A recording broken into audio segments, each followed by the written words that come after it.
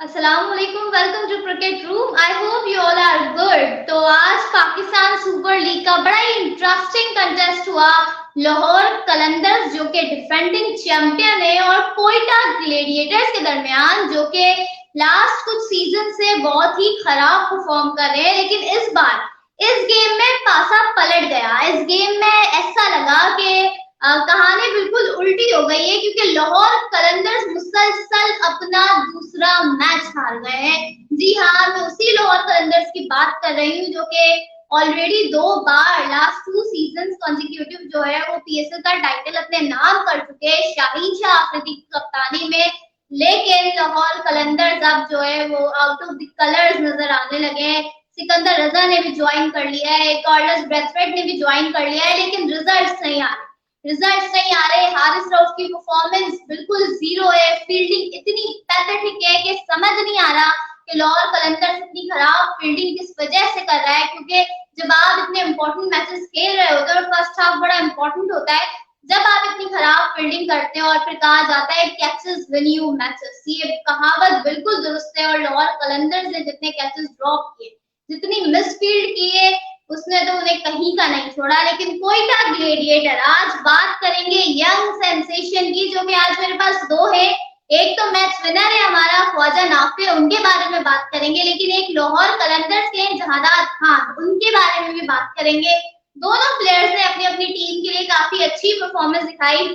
जहादात ने भी काफी अच्छा फिनिश किया था लाहौर कलंदर्स की इनिंग को, और ख्वाजा नाफे तो खैर मैच फिनिश करके चले गए। बहुत ही कमाल की उन्होंने बैटिंग की और finally and I am wishing him all the luck, क्योंकि मैं चाहती हूँ कि ख्वाजा नाफे अच्छे करे, क्योंकि अभी हमें उनकी जरूरत है। हमारे पास हमारा कोई मिडिल ऑर्डर नहीं है, तो इस बार वैसे ही हम सबकी नजरें मिडिल ऑर्डर बैटर्स पर होंगी कि कोई ऐसा बैटर मिल जाए जो एक्साइटिंग गेम्स फिनिश कर सके, जो कि हिटिंग करना भी जानता हो, इनिंग्स को कंस्ट्रक्ट करना भी जानता हो और प्रेशर को हैंडल करना भी जानता हो। ख्वाजा नाफे ने, मैं आपको बताऊं, ये नेशनल टीम का बॉलिंग यूनिट है।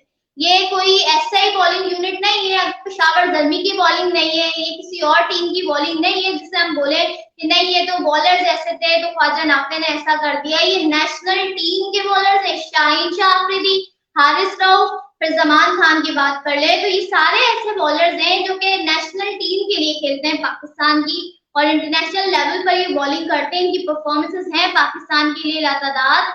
तो इसको देखते हुए तो ख्वाजा नाफे ने बहुत बड़ी अचीवमेंट हासिल की है। और ये बात सिर्फ मैं नहीं कह रही, पूरी दुनिया ख्वाजा नाफे के बारे में बात करेगी, बिकॉज जिस तरह से वो गेम खेल रहे थे, जाहिर सी बात है फॉरेन कमेंटेटर्स भी आ रहे थे, they were talking about him, they were praising him all around, क्योंकि ही डिजर्व दैट। आप उनकी इनिंग्स को देखेंगे और आप देखेंगे कितना मैच्योरली वो लेकर चले। He is just 22 years old और 22 साल के हैं, लेकिन आप उनकी मेच्योरिटी का लेवल देखें कि वो अकेले पूरी इनिंग को लेकर चले। कोई खास मदद नहीं मिली, कोई बड़ी पार्टनरशिप उनकी नहीं लग रही थी। रायल रोसो आए, वो आउट हो गए, फिर हमने देखा कि सरफराज अहमद, उनकी विकेट गिर गई, रदरफोर्ड की विकेट गिर गई, लेकिन ख्वाजा नाफे क्रीज पर खड़े रहे। वो सिचुएशन के हिसाब से इनिंग्स को कंस्ट्रक्ट करते रहे, जहां मौका मिला he hit the plenty of boundaries। 194 की स्ट्राइक रेट से उन्होंने बैटिंग की है। खास तौर पर आज वो लोग बड़े खुश होंगे जो हमारे स्ट्राइक रेट मर्चेंट्स हैं कि स्ट्राइक रेट अच्छा होना चाहिए, और ये बात बिल्कुल दुरुस्त है। When we look around the world, जब हम डिफरेंट टी20 बैटर्स को देखते हैं, उनकी अप्रोच को देखते हैं, तो उनका स्ट्राइक रेट काफी अच्छा होता है। लेकिन पाकिस्तानी बैटर्स में हम देखते हैं कि स्ट्राइक रेट का काफी इशू रहा है। जब ऐसा लगता है कि धीरे धीरे सॉल्व हो रहा है, among the top cricketers like Babar Azam ने काफी इंप्रूव किया है 160 के स्ट्राइक रेट से। वो कंटिन्यूअसली लास्ट सीजन से खेलते आ रहे हैं पाकिस्तान सुपर लीग में। लेकिन अगर मैं बात करूं ख्वाजा नाफे की, तो बहुत टफ होता है, बहुत टफ होता है कि आप शाहीन जैसे बॉलर को हैंडल कर रहे हो, आप हारिस रऊफ को हैंडल कर रहे हो, आप जमान खान को हैंडल कर रहे हो, जो कि डेथ ओवर्स में ही इज बीस्ट।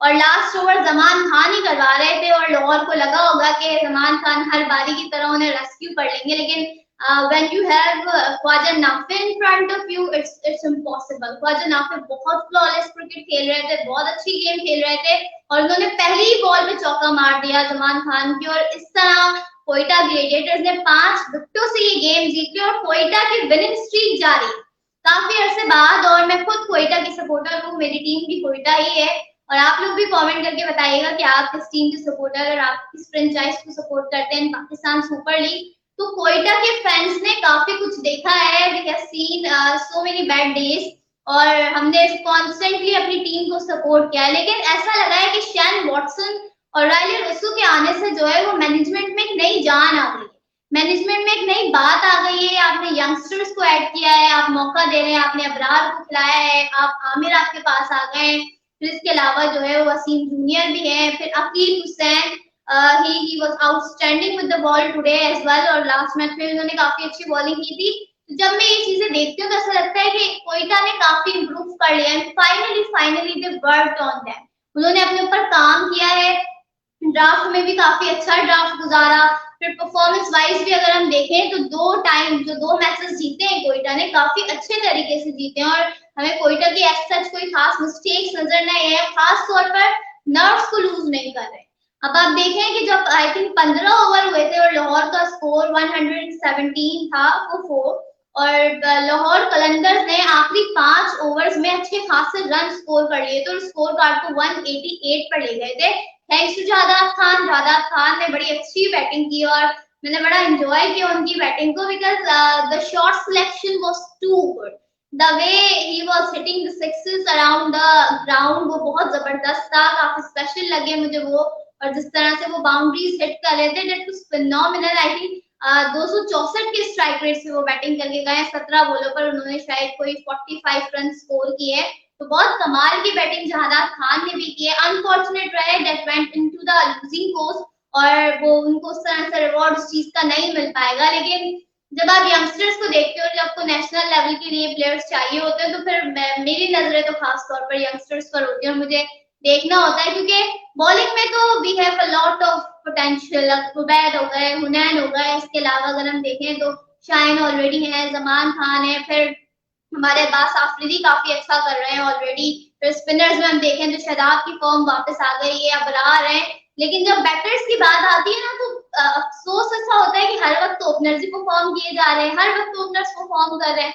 तो अब देखा कि finally we have seen some middle order batters in Pakistan super league as well, और अभी तो बहुत कम मैचेस हुए हैं, 3 से 4 मैचेस हुए हैं, अभी तो कहानी और आगे जाएगी, अभी तो पीएसएल का सेकंड हाफ भी आना है, अभी तो पाकिस्तान सुपर लीग के डिफरेंट राउंड्स में मैचेस भी होंगे, कराची है, मुल्तान है, पिंडी है, लाहौर, तो इस जब आप डिफरेंट राउंड्स में जाओगे, डिफरेंट डायमेंशंस में जाओगे, आपको और मजा आएगा, आपको और पीएसएल की खूबसूरती देखने को मिलेगी, और मुझे ऐसा लगता है कि ख्वाजा नाफे और जहादार खान इन पर बहुत ट्रस्ट शो करवाना होगा, इनकी अपनी फ्रेंचाइजेस को, अगर वो चाहते हैं कि वो पाकिस्तान क्रिकेट को सर्व करें इन द लॉन्गर टर्म, तो इन पर खास तवज्जो रखनी होगी, because world cup is ahead, और वर्ल्ड कप के लिए यहाँ से आप प्लेयर्स निकाल सकते हो, बिकॉज आपके पास मिडिल ऑर्डर बैटर्स तो है ही ना, they all are openers, Fakhar opener है, आपने साहबजादा फरहान को जो है वो लोअर ऑर्डर में खिलाना शुरू कर दिया है, तो यहाँ से आपको जो है वो पाकिस्तान सुपर लीग की ये बड़ी जबरदस्त बात है कि फाइनली हमें ऐसे बैटर्स मिल रहे हैं जो कि पावर रेटिंग कर सकते हैं, जो कि अच्छे स्ट्राइक रेट से बैटिंग कर सकते हैं, आमिर को जिस तरह से वो खेल रहे थे और अबरार को जिस तरह से जहादार खान ने ओन किया, दैट वाज रियली ब्यूटीफुल। और एक और चीज का एक डिस्कशन मुझे आपसे करनी थी शाहीन शाह आफरीदी के बारे में, कि सऊद शकील ने जो नो लुक शॉट मारा, that was beautiful, I think power play में ही मारा था और मुझे बड़ा मजा आया वो शॉट देखने में, काफी खूबसूरत वो शॉट था, और वो नो लुक शॉट तो के तो हम सभी फैन और साइम अयूब अक्सर ही खेलते आए हैं और हमने बड़ा एंजॉय भी किया उनके नो लुक शॉट को, लेकिन वी डिडंट नो कि सऊद शकील इतना अच्छा नो लुक शॉट मारेंगे, वो भी शाहीन शाह आफरीदी को। That was big, that was gigantic, और मुझे बड़ा मजा आया देखने में। अब लाहौर के साथ क्या गलत हो रहा है, लाहौर क्या गलत कर रहा है, ये इस पर बात करना बहुत जरूरी है, और अब हम इसी के ऊपर बात करते हैं कि लाहौर कलंदर्स बहुत खराब फील्डिंग करवा रही है। बॉलिंग की बात करें तो शाहीन न्यू बॉल से विकेट नहीं निकाल पा रहे, और दैट इज रियली इम्पोर्टेंट। हम हर बार बात करते हैं, चाहे वो इंटरनेशनल लेवल हो, चाहे वो शाहीन किसी लीग में खेल रहे हैं, उनकी फर्स्ट ओवर विकेट बहुत इंपॉर्टेंट होती है, नई बॉल से विकेट निकालना, पावर प्ले में विकेट निकालना शाहीन के लिए बड़ा इंपॉर्टेंट होता है, क्योंकि उसके बाद टीम जो है वो मेरे ख्याल से मुश्किल में आ जाती है, फिर आप जो है वो उस तरह से उस पोटेंशियल से नहीं बैटिंग कर पाते, तो ये चीज हमें देखने को मिलती है कि फिर वो बैटर्स को मौका मिल जाता है कि वो अपनी जोन से बाहर आकर अच्छे से क्रिकेट खेल सके, क्योंकि शाहीन विकेट नहीं निकाल पा रहा है। और शाहीन का फर्स्ट ओवर में या पावर प्ले में विकेट निकालना बहुत इंपॉर्टेंट होता है, और लाहौर के लिए यही हो रहा है कि शाहीन की विकेट नहीं आ रही है। वो आते हैं तो डेथ ओवर्स में विकेट निकाल लेते हैं, अभी उन्होंने काफी अच्छा एक ओवर करवाया था डेथ ओवर में, लेकिन हारिस रऊफ वो बना बनाया काम बिगाड़ रहे हैं। I don't know what went wrong with him कि उनकी T20 में परफॉर्मेंसेस का इतना खतरनाक डाउनफॉल आया हुआ है कि वो उनकी फील्डिंग पर भी इम्पैक्ट डाल रहा है। वो फील्डिंग भी इतनी खराब कर रहे हैं, वो मतलब सही से जो है वो फील्ड कर नहीं पा रहे हैं, एक्स्ट्रा रन उनकी वजह से दिए जा रहे हैं। और not just Haris Rauf, even Fakhar Zaman ने भी आज कैच ड्रॉप किया। आई थिंक वो पावर प्ले ही था और सऊद शकील का वो कैच था जो फखर जमान ने ड्रॉप किया। और फखर जमान जैसा प्लेयर अगर कैच ड्रॉप कर दे तो एक्सपेक्ट किससे करेंगे कि कौन अच्छी फील्डिंग करेगा, because Fakhar Zaman very very good fielder right now. तो हम अगर नेशनल टीम की भी बात करते हैं तो उसमें शादाब होगा या फखर जमान होगा, ये काफी अच्छी फील्डर्स है। तो जब ये कैच ड्रॉप करते हैं तो थोड़ा सा ऑकवर्ड लगता है। यही वजह है कि कैचेस विन यू मैचेस, मैंने स्टार्टिंग में ये बात कही। तो लाहौर कलंदर्स ये ट्रिक मिस कर रहे हैं, फील्डिंग बहुत खराब कर रहे हैं, एक्स्ट्रा रन्स दे रहे हैं और एक्स्ट्राज भी बहुत दे रहे हैं, वाइड्स बहुत करवा रहे हैं, आधे से ज्यादा रन्स तो वाइड्स के दे देते हैं, 21 वाइड्स दे रहे हैं, ऐसे कुछ कर रहे हैं ये लोग। तो जब आप इतना ज्यादा एक तो एक्स्ट्राज दे रहे हो, फिर आप मिसफील्ड कर रहे हो, जहाँ सिंगल बनना चाहिए वहां डबल बन रहा है, आपकी वजह से चौके भी हो रहे हैं, फिर आप कैचेस भी ड्रॉप कर रहे हो सोने पे सुहागा। तो जब आप इस तरह की क्रिकेट खेलोगे तो फिर आप नहीं जीत सकते, you can't win the matches. और यही हो रहा है लाहौर कलंदर्स के साथ। और अब कॉन्फिडेंस काफी डाउन होगा, काफी कॉन्फिडेंस डाउन होगा, बिकॉज आपका प्रीमियम बॉलर अच्छी बॉलिंग नहीं करवा रहा, दैट इज हारिस रऊफ। फिर शाहीन की बात करें, न्यू बॉल से विकेट नहीं आ रही है। फील्डिंग की बात करें, दैट इज जीरो। फिर अगर हम परफॉर्मेंस वाइज भी अगर देखें तो फखर जमान अच्छा नहीं कर रहे, फखर जमान बैटिंग में अच्छा नहीं कर रहे, और जब फखर जमान अच्छा नहीं करते तो लाहौर भी अच्छा नहीं करता। ये बात आप मेरी लिख लें, शायद ऑकवर्ड लगेगा, लेकिन जब जब फखर जमान का अच्छा सीजन गया है लाहौर ने अच्छा किया है। और ये जो लास्ट 2 सीजन फखर जमान की वजह से ही लाहौर कलंदर्स जीती थी, क्योंकि उन्होंने बहुत कमाल की बैटिंग की थी थ्रू आउट सीजन। इस बार फखर जमान नहीं चल पा रहे और अब्दुल्ला शफीक को नंबर 4 पे खिला रहे हैं।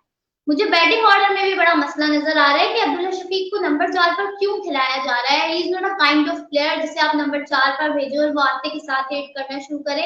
He is a kind of player जो थोड़ा वक्त लेता है और उसे थोड़ा सा टाइम चाहिए होता है। अगर T20 cricket you need some times, कुछ बैटर्स को चाहिए होता है कुछ वक्त सेटल इन होने में, तो Abdullah Shafique is a kind of that player. और ये वजह है कि अब्दुल्ला शफीक नंबर 4 पर आ रहे हैं। अगर वो नंबर 3 पर आए, 1 डाउन आए, तो शायद वो बेहतर परफॉर्म कर सके और हमें अच्छे रिजल्ट्स मिल सके। अब आपके पास एक अच्छा प्लेयर आ गया है पावर हिटिंग के हवाले से, दैट इज जादाद खान, और वो अच्छी हिटिंग कर रहे हैं। अगर आप उन पर कॉन्फिडेंस शो करवाएंगे, I am pretty much sure कि वो आगे भी अच्छा करेंगे। तो आपको बैटिंग ऑर्डर को थोड़ा सॉर्ट आउट करना होगा, उसे बेहतर बनाना होगा। अब्दुल्ला शफीक को 1 डाउन लाना होगा, नॉट ऑन नंबर 4, क्योंकि आप नंबर 4 पर लाकर उसका एक तो जो ओरिजिनल गेम है वो डिस्ट्रॉय कर रहे हो।